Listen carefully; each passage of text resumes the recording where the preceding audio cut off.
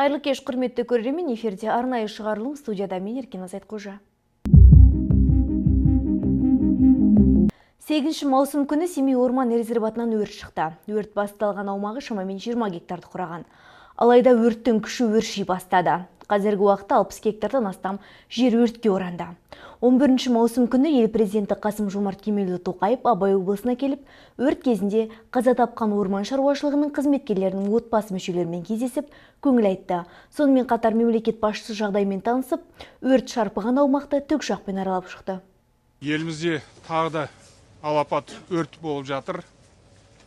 Өкінішке қарай, тәлсіз жаумен күрес кезінде азаматтарымыз қайтыс болды. 14 адам қызметтік міндетін атқарып жүріп, ерлікпен қаза тапты. Мен жаңа бұл адамдардың туысқандармен кездестім, өте ауыр әңгіме болды. Жұрт жылап отыр, үкіметке наразылығын айтып жатыр. Марқұмдардың отбасыларына және жақындарына қайғыра көңіл айтамын. Қайтыс болған азаматтарды 1 минуттық үнсіздікпен еске алайық.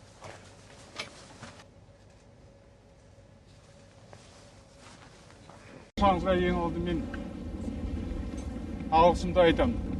Мен ризамын сіздерге.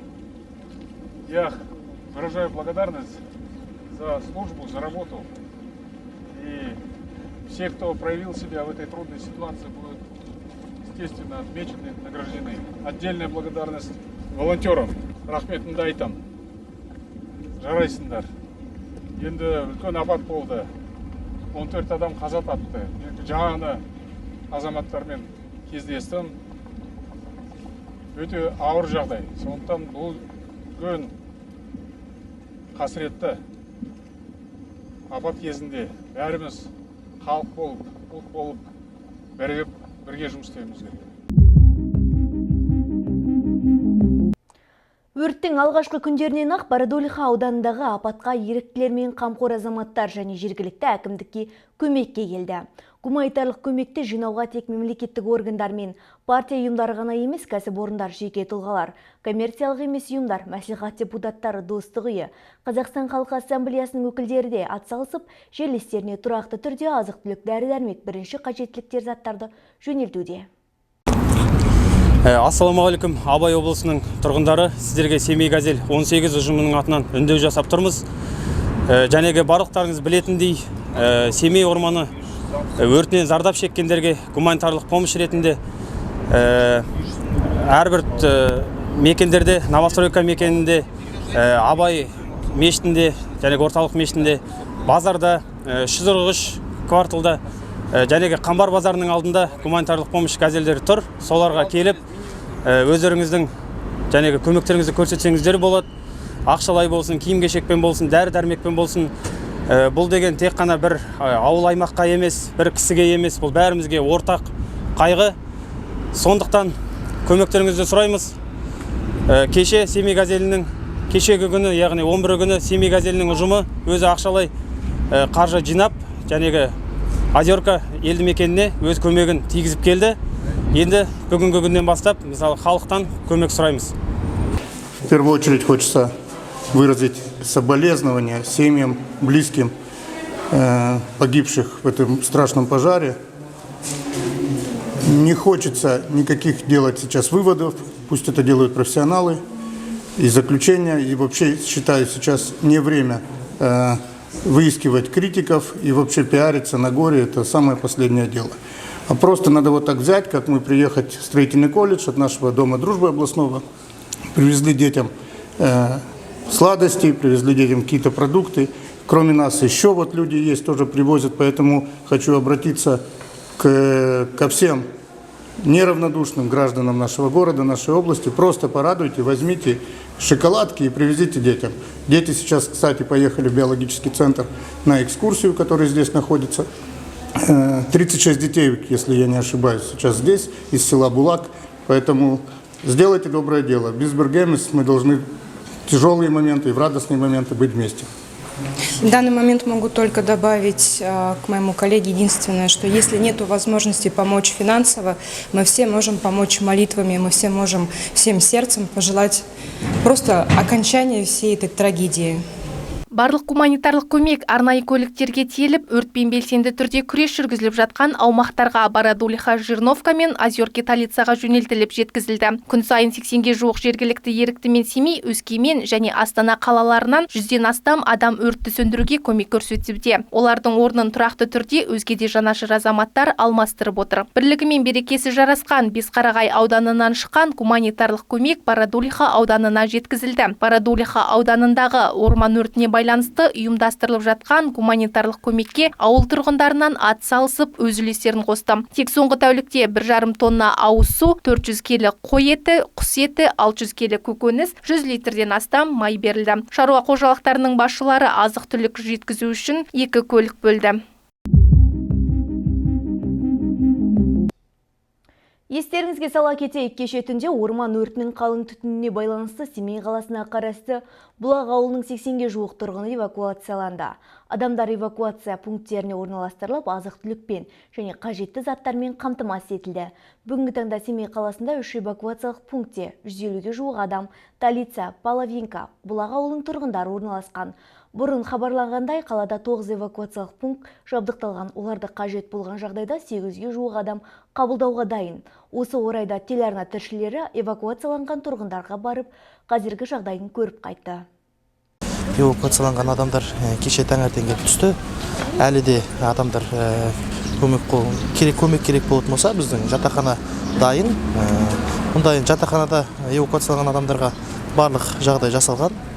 Таңғы ас пен, түскі ас, кешкі ас, тағы да қосымша міне бүгіннен бастап еріктілерде барлық заттарын әкеліп көмектесіп жатыр. Бірақ енді қай уақытқа дейін ешкім білмейді, қалай өрт сөндіріліп, барлық жағдай қалай жақсы болады, содан кейін өз үйлеріне жеткізеді деген ойдам. Қазіргі таңда 72 адам бар, оның 24-і жәнегі жас балалар, қалғаны үлкен ересек кісілер. Бұл жәнегі Половинка, Озерка, сол ауылдардан келген адамдар. Жалпы жатақхана қанша адамға арналған негізі? Негізі біздің жатақханамыз 450 адамға арналған.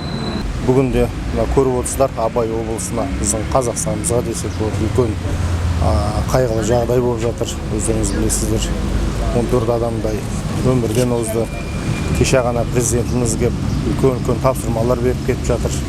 Соңғы кеше ғана Талица ауылынан біздің Бородулиха ауылдарынан түтін қатты басқанан, демалуға қиын болғаннан кейін осы жатақханаға әкеп кешеден бері 24-25 баладай, 30 адамдай үлкен кісілер бүгін кейбіреулері өздерінің туысқандарына қайтып жатыр. Осы жерде бүкіл тамақтары, сулары, бәрін жағдайларын жасап, соларға деген бір қиындық көрмесін деген мәселемен қаншама осы депутаттар көмектесіп жатыр. Бір жұманың ішінде жәнегі қиын болып жатқан біздің өрт сөндірушілерге қаншама көп көмектер осы Аманат партиясының атынан сулар, тамақтар жеткізіп жатыр. Енді қолымыздан келгенше бір халық болып, жәнегі бір осы Абай облысының тұрғыны болғаннан кейін ошақтың осы үлкен жұмыстарын басымыз қосылып, осы жұмыла көтерген жүк жеңіл дейді. Сол қолымыздан келгенше халықтың жағдайын дұрыстауға кірісіп жатырмыз. Эвакуация у нас началась, получается, 9 числа. Нам сообщили, что у нас будут эвакуировать, потому что начался пожар. Но мы не знали, дойдет ли он до нас, не дойдет. 9 числа нас всех эвакуировать начали в 8 часу вечера. Нас привезли, забрали оттуда, кого на машинах, кого на автобусах. Привезли на Титова, медколледж там, получается, как общежитие. Мы там находились. Получается, вчера нам уже сказали, что мы можем ехать домой. Нас довезли до Каштака и остановили.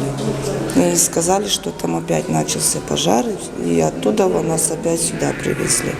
И остальных всех жителей с остальных деревень, которые в нашей округе находятся, тоже всех сюда перевезли. И там, говорит, страшно гореть. Мы думали, что вчера все затушат, но сегодня нам сказали, что там еще больше возгорания началось.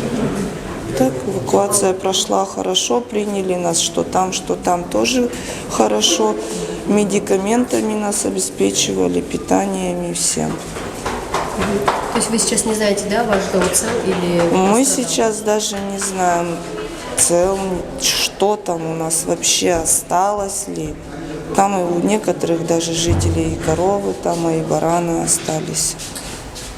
Ну, как сказать, задымление хорошее, что прям сильно вот так вот. Мы вчера даже в Каштаке, когда бы стояли, видели, что все черным, черно, все небо черным. Бүгінгі таңда Семей қаласының 3 эвакуациялық пунктінде 150-ге жуық адам Талица, Половинки, Бұлақ ауылының тұрғындары орналасқан. Қазіргі таңда ауыл тұрғындарына барлық жағдай жасалып, медициналық көмек берілуде. Абай ауданында, Абай облысында болып жатқан апатқа байланысты Талица және Половинка ауылдарынан бізге қалаға, Семей қаласына эвакуация жасалынған халыққа көмек көрсету ретінде біз келіп тұрмыз. Қазіргі кезде бұл жатақханада 69 адам әкелінген, оның ішінде 24 бала. Біз қазір осы жерде обход жасап, әрбір комнатаға кіріп, жағдайларын біліп, қалдарын біліп шықтық. Оның ішінде Д есепте тұратын науқастар көп екен. Жалпы қан қысымымен немесе де қант диабеті сияқты. Қазіргі кезде біз күніне 2 уақыт тексеріс жүргізіп отырамыз. Және сонымен қатар бірінші қабатта жалпы қабылдау жүргіземіз, сол жерге науқастарды қабылдаймыз. Жалпы біздің қызметіміз сол, өзіміздің міндетімізді солай атқарып жатырмыз қазіргі уақытта. Ал ешқандай басқа шағыммен жоқ, тұрғындарда, мысалы бас айналу, иіс тию деген сияқты. Жалпы апатқа байланысты иіс тиіп қалу немесе жаңағы газды түтінге уланғанға байланысты ондай шағым бізге әлі түскен жоқ. Жалпы Д есепте тұратын науқастарға байланысты шағымдар түсіп отыр. Бүгін біз электротехнический колледжда болдық.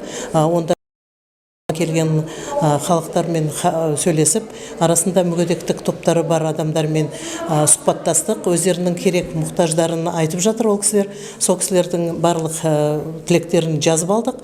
Енді ол бойынша біз енді жұмыс жасаймыз. Бүгін мынау строительный колледжда қазір тұрмыз. Строительный колледжда бір мүгедек адаммен сөйлестік.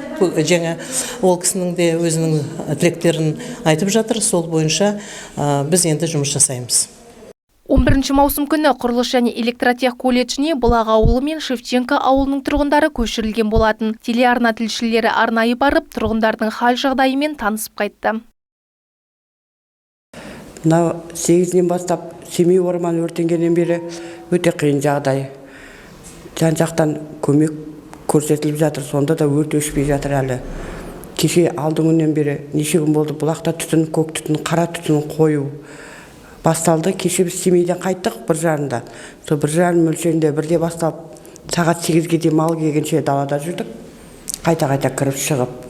Содан елдің бәрі неде жазды. Көшіңіздер автобус келеді, қалаға эвакуациялаймыз деп, көшіреміз деп. Содан отырдық. Барамыз ба, бармаймыз ба, қорада малымыз бар. Содан тағы да звондады. Апа, тәтек шығыңыздар, ақырғы автобус келеді сағат 10:30-да деп. Соны үйдің бәрін жауып, малдың бәрін қаматты, шықтық. Қап-қара қараттың, далаға шықсаң басың ауырады. Давление. Бір апамыз сол жерде давлениеден құлап қалды, ол кісі скорый алып кетті. Қалаға сразу кеше. Содан көштен қалмай бізде келдік. 11 маусым күні сағат 8-ден бастап осы Бұлақ ауданында болған және төтенше жағдайға байланысты қоныстандыру жұмысы құрылыс колледжінің жатақханасына 120 орын дайындалған 95 адам кеп қоныстанды. Оның 38-і бала, қалғаны ересек адамдар. Енді Абай облысының әкімдігі және білім басқармасы, техникалық кәсіптік білім беру мекемелері, сонымен қоса жеке кәсіпкерлер барлығы бірінші керекті көмек жағдай жасап жатыр. Тұрмыстыққа керекті ыстық тамақпен, сусынмен қамтамасыз етіп жатыр. Кеше келісімен ыстық тамақпен қамтамасыз етілді, төсек орындары толықтай берілді, тұрмысқа керек жабдықтардың барлығы қамтамасыз етіле отырып, таңертеңгі ас пен түскі ас, кешкі ас барлығы қарастырылған. Сонымен қоса қосымша керек жарақ бірінші өз келген тұрғындардан біз тізім алдық, қандай керек жарақ заттары бар екен, сол жазу бойынша барлық керек заттарын толықтай қамтамасыз етіп беріліп отыр. Қазіргі таңда бұл кісілермен 2 психолог, колледждің психологымен және арнайы мамандар келіп жұмыс жасауда. Сонымен қоса кеше кезекшілік жұмыстары ұйымдастырылды, түнімен кезекшілік жұмыстары болып ақпараттар құралдарға берілді. және де балаларды сергіту сәті ретінде 10:30-да арнайы биологиялық орталыққа қыдыртуға серуендеуге жібердік. Қазіргі таңда түскі асқа дайындалуда. Енді қала тұрғындарының көптеген көмектерінің арқасында керек жарлықтардың барлығы толық қамтамасыз етілгендіктен қазір ешқандай мұқтаждық жоқ деп ойлаймын. Алдағы уақытта да енді осы халықтың басына түскен қайғы біздің де көңілімізге қаяу түсіреді. Барлығымыз бір кісідей көмектесеміз, қолдан келген барлық жағдайды білім басқармасы болып бірлесе отырып жұмыс жасаймыз деген ойдамыз. Төтенше жағдайлар министрі Сырым Шәріпханов болжам бойынша Абай облысында өрт жақын арада локацияланып сөндірілетінін айтты. Жағдай тұрақты, бірақ ауа температурасының жоғарылауы мен екпінді желдің салдарынан одан әрі өршу қаупі де бар. Өрт аумағы 43 000 гектарға дейін қысқарды. Обстановка с пожаром является сейчас под контролем, стабильная, но в связи с повышением температуры и порывистым ветром есть вероятность, что пожар будет разгораться. Но для того, чтобы локализовать это, у нас достаточная группировка создана, около 1500 человек личного состава. Это и пожарные, и сотрудники лесохраны, и Министерство обороны, Министерство внутренних дел, а также техника, около 300 единиц техники работает, и 12 единиц воздушного вертолетов с водонасветными устройствами и 2 вертолета для осуществления разведки и наблюдения. Сейчас я провел облет. В принципе, есть в восточном направлении активность пожара, но мы над этим сейчас работаем, поставлены задачи конкретные для того, чтобы авиационной техникой провести там тушение пожара, а также будет действовать уже группировка сил пешим порядком, для того, чтобы уже эти очаги на местах тушить. Площадь возгорания на данный момент какая? Площадь возгорания около 43 000 гектар. А говорили уж больше 60. Было больше 60, да. Однако сейчас, видите, и лессостав работает, где-то тушим, где-то, получается, происходит тушение, и из-за этого и сокращается количество. Есть прогнозы? Прогнозы есть. В ближайшие несколько дней мы должны будем локализовать и потушить пожар. Скажите, а спецтехника с других регионов продолжает прибывать? Вся группировка, которая прибыла сюда из других регионов, вся полностью она находится здесь на месте и проводит тушение пожара. Орман шаруашылығының қызметкері Абай облысы мәслихат депутаты хатшысы Қуаныш Сүлейменовпен кездесуге барып, одан әрі өрт орнына қарай кетеді. Жазба болса әлеуметтік желіде жарияланады. Қуаныш Сүлейменов өзінің Facebook парақшасында жылы естеліктермен бөлісті. Барша өрттен қаза тапқан жауынгерлерге ТВК 6 ұжымының атынан қайғыра көңіл айтамыз. Өрттің алдын алу мақсатында бүгін Озерки ауылында тазаттық намазы оқылды.